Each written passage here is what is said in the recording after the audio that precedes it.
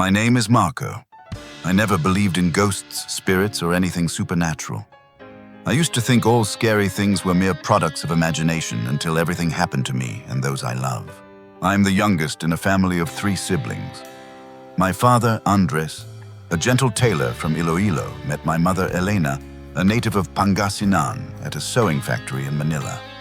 They fell in love and had 3 children, my older brother, Paulo, an upright police officer, my sister, Clara, a dedicated teacher, and me, a local government employee, working with my childhood friends, Leo, Gino, Alvin, and Jomar. We were as close as brothers. Grew up together, studied together, even fell in love at the same time. Everyone had girlfriends except for Alvin, who got married early. Because of that, he rarely joined our outings. Whenever we hung out, we avoided inviting Alvin to keep him from getting into arguments with his wife. Everything began in March when I decided to surprise my girlfriend Anna with a trip to Batangas for her birthday and our anniversary. With help from Tita Nora, an older co-worker, I booked a room at a seaside resort run by her relatives. That Friday afternoon, I picked Anna up after work, not telling her where we were going. We arrived just after sunset. The moonlight shimmered over the sea, and Anna was touched to know this trip was planned just for her. After dinner, we took a walk along the beach, letting the sound of waves wash away our weariness. But we walked too far and ended up in a secluded area filled with old mango trees. The wind suddenly died. A faint moan echoed from afar. Anna gripped my hand. "Did you hear that?" she whispered. I nodded, chills running down my spine. Behind the thick trees, a white figure glided past. At first, I thought it was moonlight, but the white dress swayed not with the wind, and it moved as if worn by someone. We couldn't move. It was as if something pinned our feet to the ground. Anna trembled. I grabbed her hand, muttering prayers, disjointed, desperate.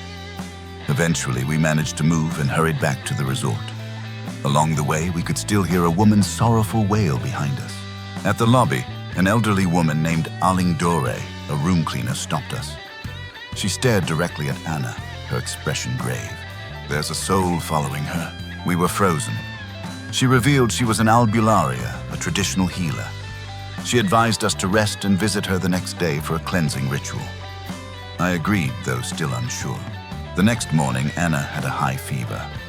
I immediately brought her to Aling Dore's home. In her small house filled with herbs and incense, she performed a ritual, drawing white powder around the bed. After the 3rd check, Anna's temperature had returned to normal. As Anna rested, Aling Dore shared the resort's dark past.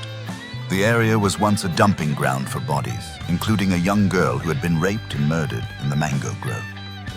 The killer was a local politician released after the victim's family accepted hush money. I clenched my fists. Since that night, Anna frequently had nightmares and became unusually sensitive. Even a week after returning to Manila, she still seemed haunted. Tita Nora confirmed her niece had gone through the same, and only Aling Dore could help. By late April, our group planned a trip to Baguio. Anna couldn't come. Her mother took her to their province in Bicol. We stayed at an old hotel known for its calm atmosphere. The first night, I was alone in my room. There were knocks at midnight. I opened the door. No one. Minutes later, another knock. I grew annoyed. By the 3rd time, I yanked the door open. Nothing. I couldn't sleep. It felt like eyes were watching me from the dark. The next evening, while exploring the night market, Leo's girlfriend Daphne suddenly collapsed, screaming words no one could understand. Her eyes rolled back, and she began speaking an unfamiliar language like Old Spanish.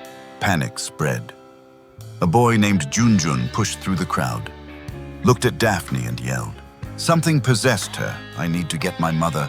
He ran off. 10 minutes later, he returned with Lola Belen, an elderly woman in traditional clothing. She looked at me and said urgently, "Wrap the girl's hair around your hand. Don't be afraid." I hesitated, but her eyes left no room for doubt. I grabbed Daphne's hair and yanked.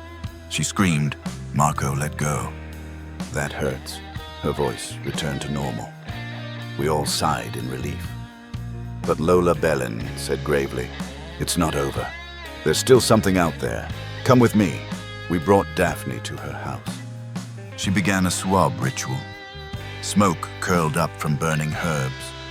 I saw a faint human shape forming in the smoke, then fading away. Lola Balin warned the spirit wasn't gone. When we left her house, my eyes caught something near a tree, a white figure with long hair back turned. We cut the trip short. Back in Manila, I told Anna everything. She held my hand, eyes filled with fear and understanding. Since those 2 trips, I'm no longer the skeptic I once was. I believe now that this world holds more than what we can see. Spirits linger forgotten, wronged, roaming among us, seeking justice they never received in life. And maybe all they want is to be heard.